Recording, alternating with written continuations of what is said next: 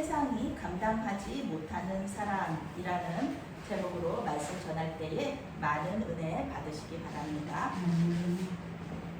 오늘의 핵심 주제는 순교자의 영성은 믿음에서 믿음으로 이어진다 입니다. 기도하시겠습니다. 사랑의 하나님, 우리의 연약함에도 불구하고 우리를 불러주시고 말씀하여 주시니 감사합니다. 우리의 힘과 지혜로는 주님의 말씀을 이해할 수 없고 순종할 수도 없습니다. 말씀의 영이신 성령님께서 말씀 가운데 임하셔서 우리를 깨닫게 하시고 말씀으로 변화되게 하여 주시옵소서. 주님만을 의지하오며 예수님의 이름으로 기도합니다. 아멘. 네, 오늘은 우리 감리교에서 지키는 순교자 기념주일입니다. 감리교는 해마다 6월 넷째 주를 순교자 기념주일로 정하여서 순교자들의 그 믿음을 기억하고 또 그 믿음을 계승하려고 노력하고 있습니다. 지금은 이제 은퇴하셨는데요. 감리교 신학대학교의 이덕주 교수님이 계시는데 한국교회사를 전공하셔서 아주 한국교회사를 아주 탁월하게 가르치시는 분이신데 이런 얘기를 하셨어요. 순교자는 이런 사람이다. 순교자는 이런 사람이다 얘기하면서 예수 그리스도의 말씀에 순종하여 복음을 전하다가 핍박을 받고 죽임을 당하는 사람, 그런 사람을 이제 순교자라고 합니다. 예수님을 부인하면은 살 수 있어요. 그런데 예수님을 부인하지 않고 기꺼이 핍박과 죽임을 당하는 사람, 이런 사람을 순교자라고 말합니다. 그러니까 자살하는 사람은 순교자가 될 수가 없죠. 그런 사람은 아니고 죽임을 당해야 되는 거고, 그리고 억지로 죽임을 당하는 사람도 순교자가 아니에요. 자발적으로 죽임을 당하는 사람을 순교자라고 말합니다. 그래서 순교자는 이제 아벨부터 시작해요. 여기 성경 안에서는 아벨부터 시작하는 게 순교자예요. 하나님의 말씀을 잘 순종하다가 죽임을 당하게 되죠. 가인과 아벨 이야기가 있습니다. 그리고 이제 그때부터 시작돼서 이제 예수님 시대로 이제 넘어가게 되죠. 그래서 우리가 보통 아는 것처럼 예수님이 땅끝까지 복음을 전하라 이런 말씀을 하셨을 때 이제 그 승천하신 이후에 계속해서 복음 전하다가 죽은 사람들, 그런 사람들도 이제 순교자죠. 그것뿐만이 아니죠. 앞으로도 지금 현재도 주님의 복음을 위하여서 죽는 사람들이 순교자고, 또 앞으로도 복음을 위하여서 죽는 사람들이 생기는데 그들도 순교자입니다. 순교자는 계속해서 나올 것입니다. 예수님의 12제자는 아주 대표적으로 순교하신 분들이죠. 사도 요한은 죽임을 당하지는 않았지만 아주 죽음과도 같은 그런 고통, 핍박을 당했습니다. 그래서 그분도 이제 순교자라고 얘기를 해요. 죽임 당하지 않고 죽을 때까지, 죽기까지 고통당하는 것도 순교자라고 얘기를 합니다. 이후에도 많은 사람들이 주님의 이름을 위하여서 순교를 당했죠. 그쪽 이스라엘 쪽만 아니라 유럽에서도 그렇고 사도 바울도 순교당한 거고요. 우리나라에도 많은 순교자들이 있습니다. 지금은 자유롭게 예배하고 있지만 일제강점기 때나 그리고 6.25 한국전쟁 때 많은 기독교인들이 순교했습니다. 그리고 감리교인들 중에서도 순교자들이 많습니다. 감리교인들 중에도 최인규 권사님, 강종근 목사님, 또 신석구 목사님, 이런 분들은 이제 일제강점기 때 신사참배, 일본 왕한테 절하는 거, 그리고 일본의 종교 신사 조상신 섬기는 데가 절하는 거, 그거 이제 거절하고 거부하다가 옥에 갇혀서 순교하신 분들, 또 서기훈 목사님 같은 분은 이제 천원에서 피난 가지 않고 계속해서 목회하시다가 북한으로 끌려가셔서 어떻게 되셨는지 모르는 그렇게 돌아가신 그런 분들도 계십니다. 오늘 성경은 구약시대의 믿음의 영웅들을 소개하고 있어요. 신약까지 넘어가는 게 아니라 구약시대의 믿음의 영웅들을 소개하면서 이 믿음이 구약에 머무르는 게 아니라 신약시대까지, 그리고 지금 이 세대까지 그 믿음이 이어져야 그 구약의 영웅들의 믿음이 온전해진다, 이렇게 이야기해주고 있습니다. 믿음이 이렇게 대를 이어서 와야지 처음에 믿음도 의미가 있다는 그런 얘기예요. 예수님으로 하나가 되는 그런 믿음도 하나가 될 때 의미가 있다, 그런 의미입니다. 32절 말씀부터 34절 말씀까지 함께 읽겠습니다. 내가 무슨 말을 더하리요? 기드온, 바락, 삼손, 입다, 다윗 및 사무엘과 선지자들의 일을 말하려면 내게 시간이 부족하리로다. 그들은 믿음으로 나라를 지키기도 하며 의를 행하기도 하며 약속을 받기도 하며 사자들의 입을 막기도 하며 불의 세력을 멸하기도 하며 칼날을 피하기도 하며 연약한 가운데서 강하게 되기도 하며 전쟁에 용감하게 되어 이방 사람들의 진을 물리치기도 하며. 아멘. 네. 구약시대 이제 전쟁에서 큰 승리를 거둔 이 사사들과 왕과 선지자들의 이야기를 지금 여기 하고 있죠. 그 이름이 여기 기록되어 있어요. 굉장히 이렇게 멋있는 이름들이죠. 그런데 여기 기록된 사람들은 모두 완벽하지 않은 사람들이었습니다. 이 사람들의 행실에는 문제가 있었습니다. 그들의 죄가 있었어요. 그게 성경에 그대로 기록이 되어 있습니다. 기드온은 의심이 많았죠. 그리고 바락은 용기가 없었고요. 삼손은 여자들한테 약했잖아요.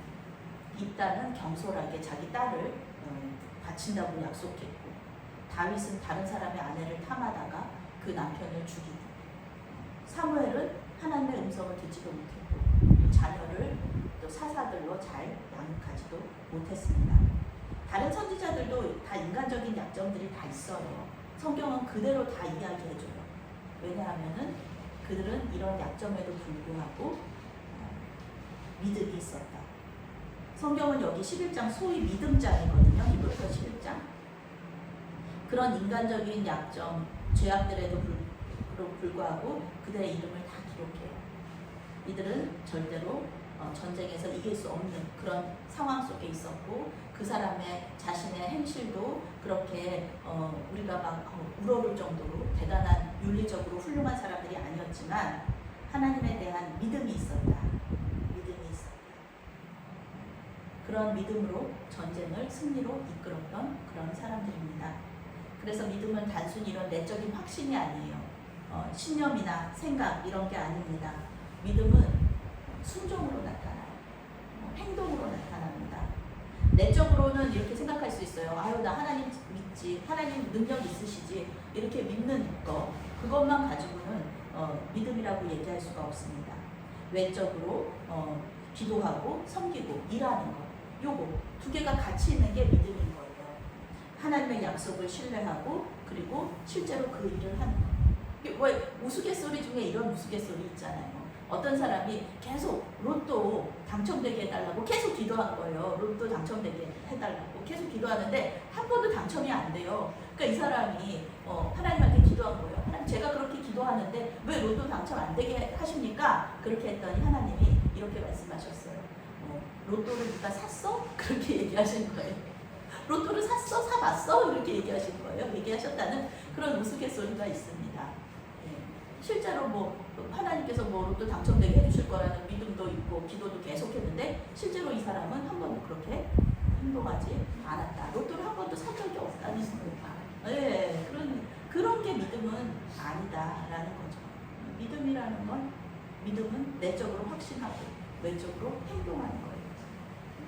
만약에 기드온이나 다윗이 하나님을 내적으로는 믿어요. 내가 연약하지만 하나님께서 나를 도와주시면 전쟁에서 승리할 수 있지, 이렇게 마음으로 생각은 해요. 믿어요. 그런데 실제로 전쟁터에는 나가지 않아요.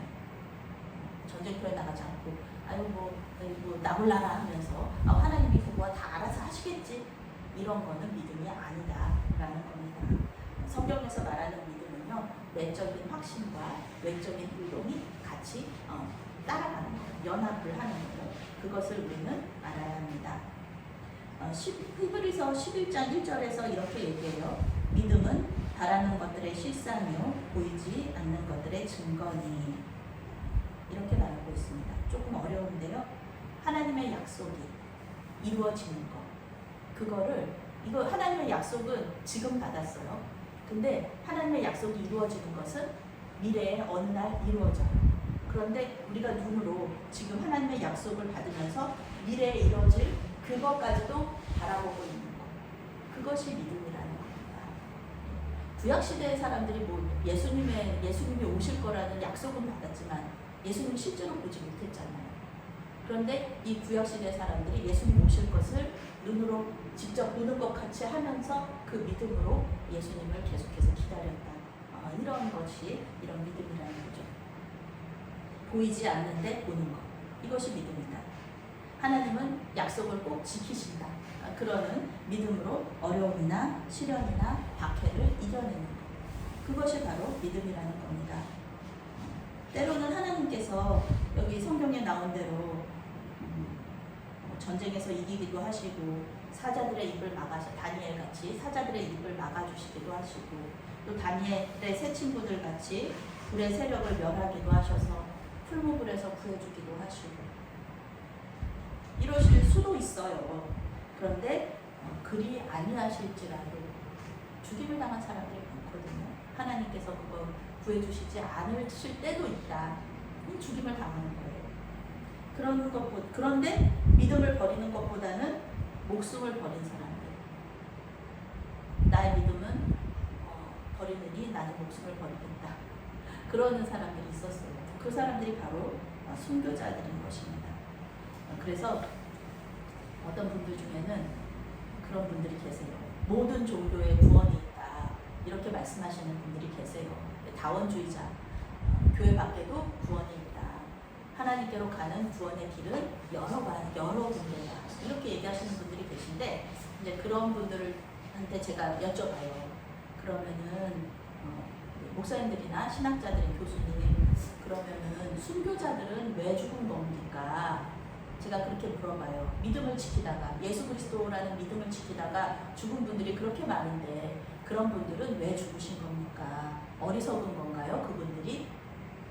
다른 구원의 길도 있는데 신사참배를 해도 거기도 구원이 있을 수 있는데 그거를 거절하고 예수님만 믿겠다고 죽임을 당하신 분들 그분들은 그러면 어리석어서 그렇게 다 죽으신 건가요? 헛된 죽음인가요? 그렇게 물어보면요 대답을 못하세요. 구원이 있다고 얘기하시는 분들 다른 종교에도 구원이 있다고 얘기하시는 분들한테 순교자에 대한 얘기를 하면은 그분들이 이렇게 명확하게 속 시원한 대답을 하지 못하세요. 순교자들은요 그래서 그 죽음으로 증거하는 거예요. 죽음으로 내 믿음이 옳다는 거. 우리들이 믿는 믿음, 예수 그리스도에 대한 믿음이 옳다는 것. 그분만이 구원의 길이라는 것을 믿는 그 믿음이 옳다는 것을 죽음으로 증거하고 계세요. 그 다른 종교에 대해서 다른 종교에 구원이 있다고 말하시는 분들도 순교자들의 죽음에는 함부로 얘기할 수 없거든요. 그래서 이분들은 믿음으로 승리한 사람들이다. 32절에서 34절에 소개한 사람들은 고난과 함께 영광도 받으신 분들이에요. 그런데 성경 속에는 고난만 받은 사람들도 있어요. 이 세상에서 영광도 받으신 분들, 뭐 선지자들이라든지 뭐 다윗왕이라든지 이런 분들은 영광도 받았잖아요. 그런데 성경 속에는 그냥 이 세상에서는 고난만 받으신 분들도 계세요. 믿음을 지키는 사람들한테 항상 영광이 따라오는 거 아닙니다. 이 세상에서 영광을 받는 사람들도 있고 고난만 받는 사람들도 있어요. 믿음을 지키다가 고통 속에서 죽임을 당한 사람들도 있습니다. 35절 말씀과 35절부터 38절 말씀 함께 읽겠습니다. 여자들은 자기의 죽은 자들을 부활로 받아들이기도 하며 또 어떤 이들은 더 좋은 부활을 얻고자 하여 심한 고문을 받되 구차히 풀려나기를 원하지 아니하였으며 또 어떤 이들은 조롱과 채찍질 뿐 아니라 결박과 옥에 갇히는 시련도 받았으며 돌로 치는 것과 톱으로 켜는 것과 시험과 칼로 죽임을 당하고 양과 염소의 가죽을 입고 유리하여 공격과 난람과 학대를 받았으니 이런 사람은 세상이 감당하지 못하느니라. 그들이 강야와 산과 동굴과 토굴에 유리하느니라.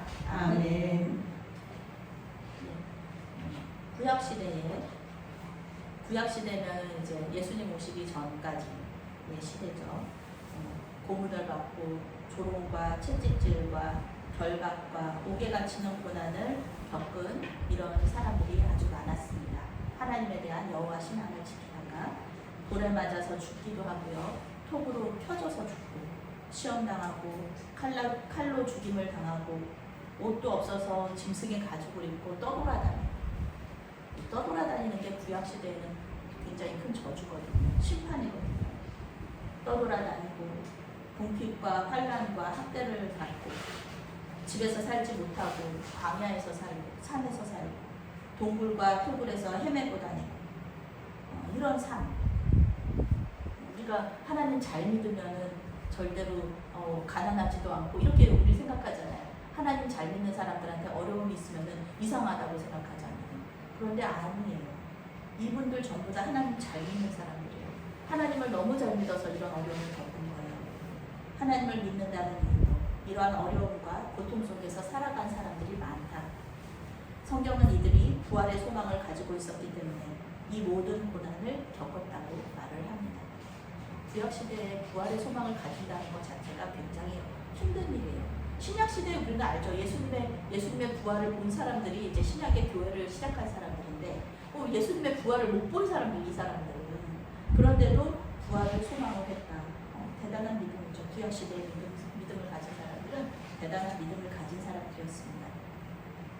그래서 38절에 가로 열고 이런 말이 있죠. 이런 사람은 세상이 감당하지 못하느니라. 이런 사람은 세상이 감당하지 못하느니라. 개역개정 성경은 조금 이렇게 원어 성경하고는 조금 차이가 있어요. 원어 성경, 영어 번역 성경은 이래요. 세상은 이러한 좋은 사람들에게는 합당한 곳이 아니다. 이렇게 번역을 할 수 있습니다. 성경은 이 순교자들이 좋은 사람들이라고 얘기해요. 좋은 사람들이다. 선한 사람들이다. 이런 얘기를 해요. 이 사람들이 예수님의 순교자들은 전부 다 윤리적으로 훌륭했다? 그런 거 아닐 수도 있거든요. 윤리적으로는, 성격적으로는, 기질적으로는 좀 부족했을 수도 있어요.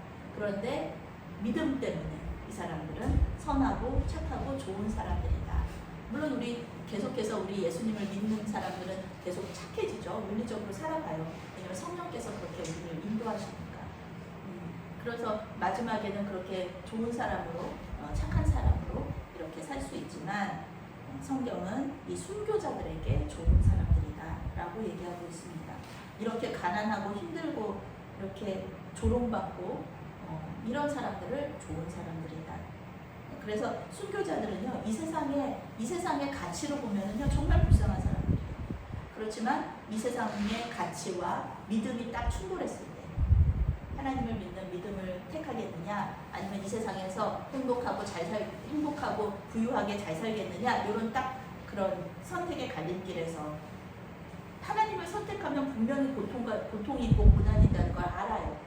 어쩌면 죽을 수도 있다는 걸 알아요. 그렇지만 하나님을 선택하는 것, 믿음을 선택한 사람들, 이 사람들이 바로 순교자라는 것입니다.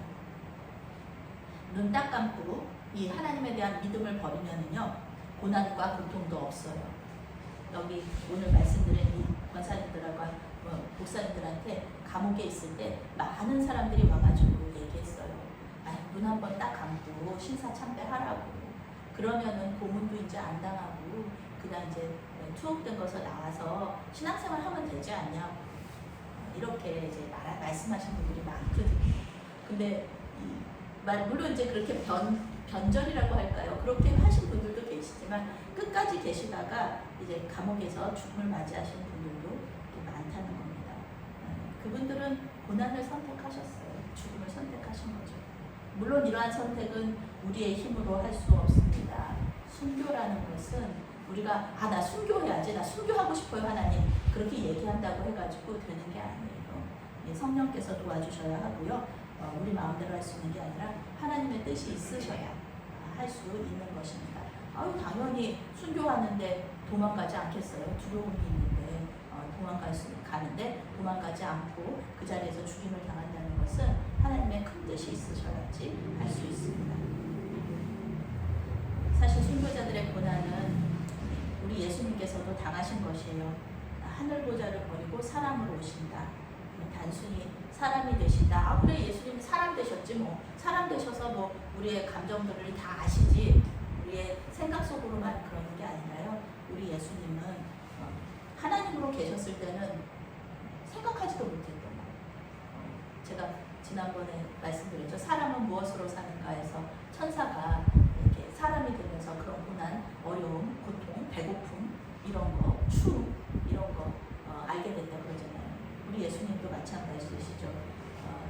인간을 만들고 인간을 사랑하셨지만 인간이 되셔서 인간의 모든 것들을 다 경험하지는 못하셨는데 이제 하나님께서 인간이 되셔서 낙심이나 수치심이나 걱정이나 근심이나 배고픔, 추위 이런 거를 다 경험하셨던 것이죠.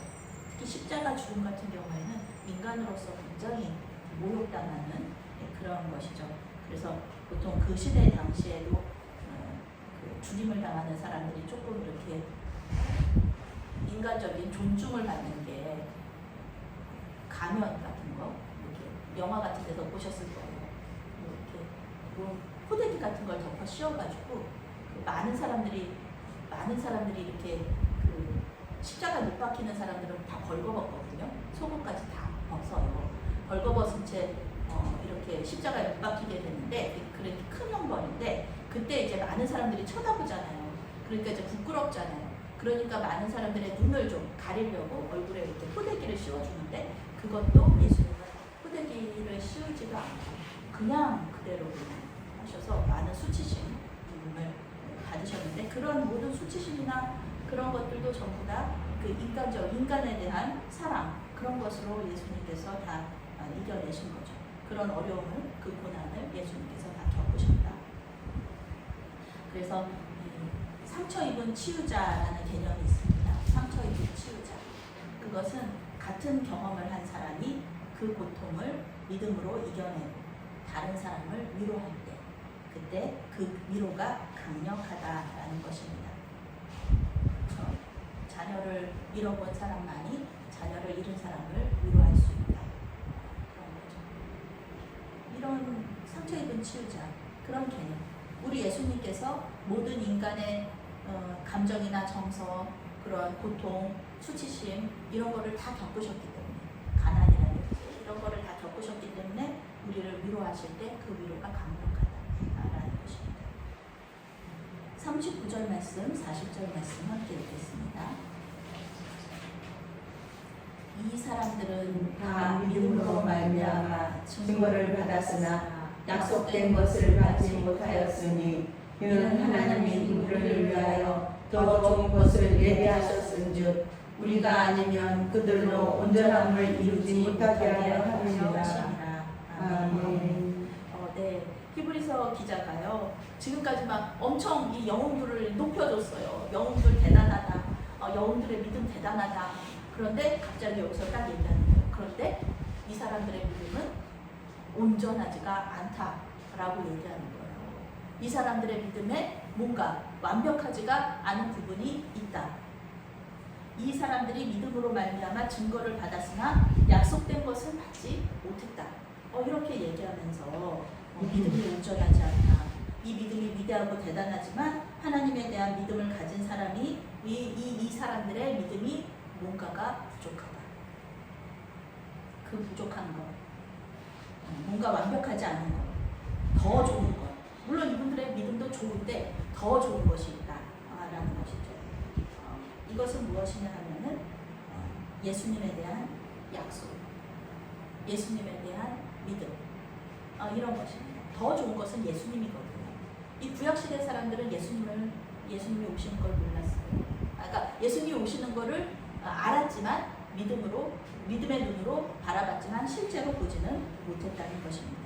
예수님이라는 더 좋은 것, 이것을 실제로 보지는 못했다. 구약의 성도들과 신약의 성도들이 믿음의 끈으로 이어질 때, 예수 그리스도라는 그 믿음의 끈으로 이어질 때 그 믿음이 완벽해진다, 완전해진다, 이렇게 얘기하는 거예요. 그래서 어떤 신학자는 이 믿음의 사람들이 바톤을 이어달리기 아시죠? 이어달리기. 믿음의 선배가 후배한테 바톤을 넘겨주고 또 다른 사람이 바톤을 넘겨주고 예수님 오실 때까지 계속 바톤을 넘겨줘서 하나님의 그 교회 공동체가 하나의 예수 그리스도에 대한 믿음이라는 그 끈으로 연결이 될 때 그때 이 구약의 믿음의 사람들도 완벽해진다, 이렇게 이야기하고 있는 것입니다. 전 우주적인 교회 공동체는 예수님 안에서 한 몸입니다.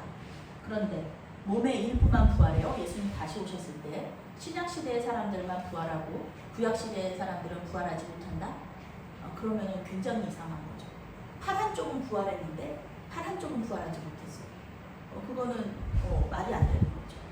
그런 것처럼 이 구약의 성도들도 예수 그리스도에 대한 믿음의 약속을 가지고 있었기 때문에 재림하실 때 모든 사람들이 구원을 얻는다는 그 약속을 믿는 사람들이 모두 부활하여서 주님께 영광을 돌릴 것이라는 것입니다.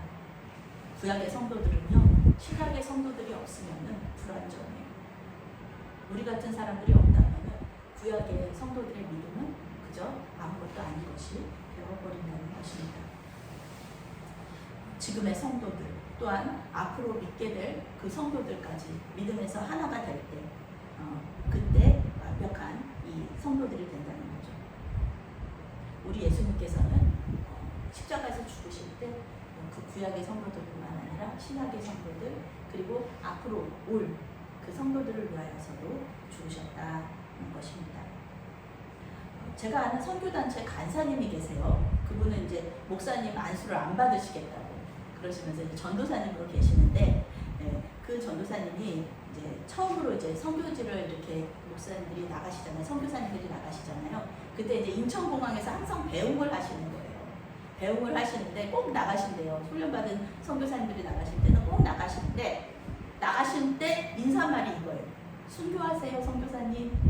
순교하세요. 이러면서 인사를 한다는 거예요. 그러니까 이게 되게 짓궂으시는 거죠. 짓궂으신데 순교하세요. 그게 죽으라는 얘기잖아요. 가서 죽어라. 그런데 그 얘기를 듣는 순간 이제 선교사님들의 듣는 그 선교사님들의 반응이 딱 두 개로 갈라지는데 한쪽은 아멘 하면서 가시는 분들이 계시대요.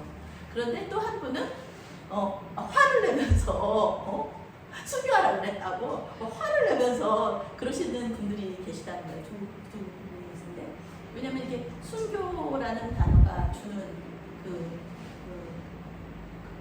이미지라고 그럴까 이게 굉장히 무겁잖아요. 이 무거운데 이 순교하세요라는 단어가 이렇게 누구한테는 되게 감사하고 은혜고 그런데 누구한테 이렇게 무겁게 다가올 수 있다는 겁니다. 부담으로 이렇게 다가올 수 있다는 것입니다. 우리는 이제 순교라고 하면은 순교자라고 하면은 아주 대단한 사람들만 한다 이렇게 생각할 수 있어요. 그런데 이제 순교자의 대명사 주기철 목사님 영화로도 많이 나오고 책으로도 나온 주기철 목사님. 주기철 목사님의 그 교단의 후배 교단은 지금까지도 벌써 그때가 몇 년 전이에요. 그런데 지금까지도 아주 주기철 목사님의 그 후예라는 것을 굉장히 자랑스러워해요. 우리 교단은 주기철 목사님을 배출했고 우리 교단은 신사참배 안 했다고 막 그러면서 그런 교단 중에서도 아주 자랑스러워하는 그런 교단의 목사님들이 계시거든요. 근데 주기철 목사님이 이렇게 대단하신 분이신데 끝까지 그 고문당하시고 고통당하시면서도 신사참배 거부하시고 끝까지 믿음을 지키셨던 분인데 그 아드님이 주기철 목사님에 대해서 얘기하실 때 그렇게 말씀하시는 거예요. 우리 아버지는 여러분들이 생각하시는 것처럼 그렇게 대단하신 분이 아니었다고. 우리 아버지는 굉장히 마음도 약하시고 두려움도 많으시고 정도 많으시고 그런 분이셨다고 그렇게 얘기를 하시는 거예요. 그래서 이 주기철 목사님이 이제 그 48세에 순교하셨거든요. 근데 이런 장기간의 고통 속에서도 믿음이 잃지 않으셨던 이유는 이 주기철 목사님이 아주 대단하신 분이셔서 그런 게 아니라 기도, 성도들, 가족들이 계속해서 이분을 위해서 기도했고 그리고 성령께서 도우셨기 때문에 끝까지 믿음 잃지 않도록 도우셨기 때문에 아버지가 순교하실 수 있었다라고 이렇게 얘기를 했다는 것입니다. 때때로 우리가 가진 믿음을 굉장히 업신여길 때가 있어요. 이게 사실 주님께서 주신 선물인데 그것을 되게 업신여겨요. 나는 믿음이 적어서, 나는 믿음이 부족해서 이러면서 말하죠. 말씀에 순종하지 못하고 인간적으로 연약한 부분들이 나타나고 감정적으로 격해질 때마다 우리는 우리 자신을 공격합니다. 저도 이제 화가 많은 사람이잖아요. 분노가 많은 사람이잖아요. 그런데 이렇게 분노할 때마다 나는 내가 믿음이 부족한가 봐. 막 이렇게 얘기하는데 오늘 성경에서 얘기하죠. 믿음이 없어서 그런 거 아니라고. 우리의 성격적인 인간적인 약점 이거랑 믿음을 똑같이 놓고 보시면 안 됩니다. 그것은 하나님의 마음이 아니에요. 하나님의 마음도 아니고 또 하나님의 음성, 하나님의 눈도 아닙니다. 그렇게 얘기하는 것은 하나님의 음성이 아니죠. 내가 나한테 내가 이렇게 이런 모습을 보이는 건 믿음이 없어서 그래 라고 얘기할 때 그런 생각이 나한테 들 때는 거절하셔야겠죠. 그리고 그거는 하나님이 주시는 마음이 아니라 거절하면서 주님 이 생각이 주님께로 온 것이 아닌데 하나님 제가 자꾸 이런 생각이 들어요. 주님 불쌍히 여겨주세요 하면서 하나님께 올려드려야 되는 거죠. 하나님의 눈으로 볼 때요. 우리는 믿음이 적을 수는 있어요. 믿음이 적은 자들아 그렇게 얘기하시잖아요. 그런데 우리의 믿음이 없다. 심지어 믿음이 없을지라도 우리 하나님은 우리를 볼 때 믿음 없다. 너는 믿음 없으니까 필요 없어. 이런 게 아니라요. 이 믿음이 없는 것도 불쌍히 여기시고 불쌍히 여기신다는 게 사랑한다는 거거든요. 우리 여기 다 어머니들 계실 때 자식들이 불쌍할 때가 있잖아요. 그 연약함이 보여질 때. 그런데 불쌍하다고 해서 자식들을 버리시나요? 그 불쌍한 마음도 사랑의 마음이라는 겁니다. 인간적인 약점들과 믿음은 아무 관계가 없습니다. 오늘 말씀에 나온 믿음의 영웅들은 인간적인 약점들을 다 가지고 있었어요. 우리가 생각하는 것보다 우리가 그렇다고 뭐 다른 사람의 배우자를 탐하다가 그 사람을 죽이고 막 이러나요? 우리는 그러지 않잖아요. 그런데도 우리는 그들의 믿음에 비하면은 정말 믿음이 없다 막 이러면서 그런데 사실 그렇지 않습니다. 그 대단한 믿음을 가진 사람들이 우리와 같은 신약의 성도들의 믿음을 통해서 온전하게 되었습니다. 그들의 믿음과 우리의 믿음은 예수님을 통해 하나로 연결이 되어 있습니다. 사랑하는 메아리교회 성도 여러분, 인간적인 약점 때문에 우리의 믿음을 의심하거나 업신여기지 마세요. 하나님께서 아름답고 귀하다 이렇게 말씀하시는 것을 무시하지 마세요. 성도들의 믿음, 이거는 천사들도 부러워하는 거잖아요. 순교자들의 믿음은 우리의 믿음을 통하여서 의미를 가지게 됩니다. 구약의 그 대단한 순교자들의 믿음도 우리의 믿음이 없으면 의미가 없습니다. 믿음은 믿음으로 이어져야 됩니다. 우리 역시도 이런 믿음을 이어줄 그런 그 의무가 있습니다. 다음 세대에 우리는 믿음의 바톤을 넘겨줘야 돼요.